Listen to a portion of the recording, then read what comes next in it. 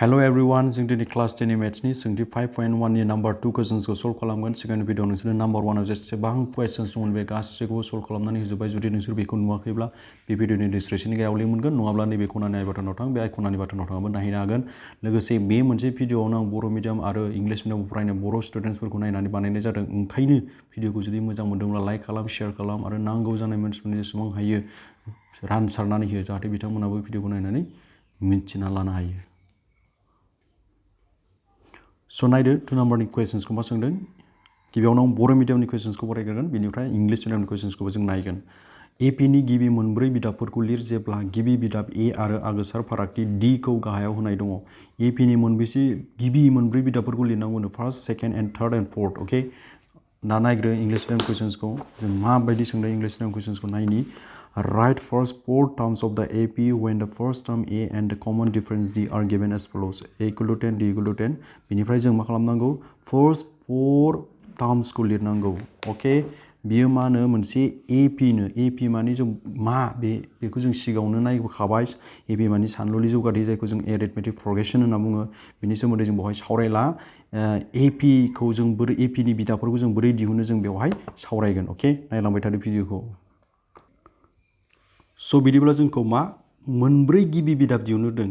First 4 टार्म्स दिहुननो होदों जोंखौ। सेथि बिदाब, नैथि बिदाब, थामथि बिदाब आरो ब्रैथि बिदाबसिम।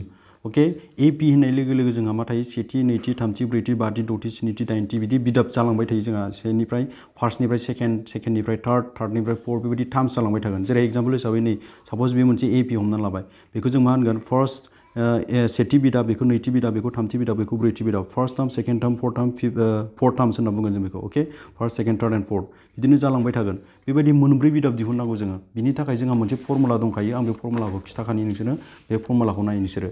गिबि बिदाब एपिनि जायखिजाया गिबि बिदाबखौ माजों दिहुननाय जायो जेब्लाबो गोसोआव लाखि, एजों दिहुननाय जायो। अके, ओमफ्राय एपिनि सानलुलि जौगाथायनि जायखिजाया नैथि बिदाबखौ माजों दिहुननाय जायो? ए प्लास डि। डि माने मा? जायखिजाया मोनसे आगोसार फारागथि एबा कमन डिफारेन्स होनना बुङो। अके, थामथि बिदाबखौ बोरै दिहुननाय जायो? ए प्लास 2 डि। ब्रैथि बिदाबखौ माजों दिहुननाय जायो? ए प्लास 3 डि।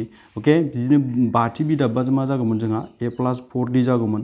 द'थि बिदाबबा ए प्लास 5 डि जागौमोन। माने थांबाय थागोन बियो। अके, मा जालांबाय थायो नाय? ए प्लास डि, ए प्लास 2 डि, ए प्लास 3 डि, ए प्लास 4 डि, ए प्लास 5 डि, ए प्लास 6 डि, ए प्लास 5 डि, ए प्लास 6 डि, ए प्लास 7 डि बिदिनो जालांबाय थागोन जेसेबां थाङो।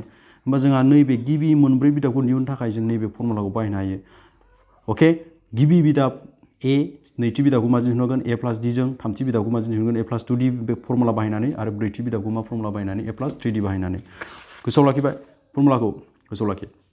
होमबा जोंनो एखौ होनाय दंखायो नै, गिबि बिदाबखौ होनाय दंखायो जोंनो 10 आरो जोङो आगोसार फारागथि जायखौ जों कमन डिफारेन्स डि होननानै बुंदों आं दानि बावैसो, बे डिआबो दंखायो।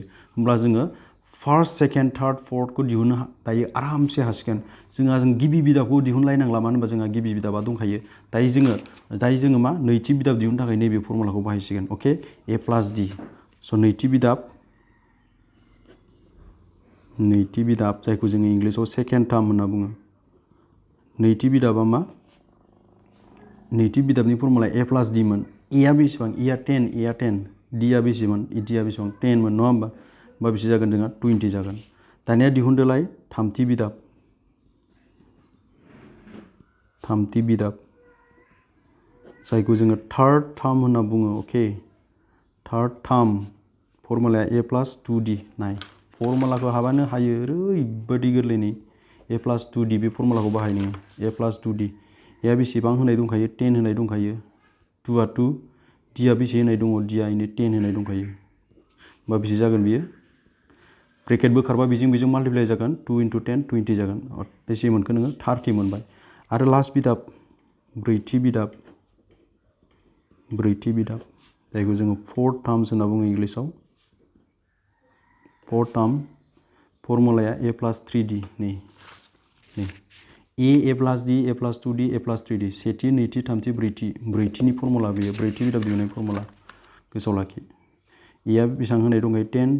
डिआ बेसेबां होनाय दंखायो? 10।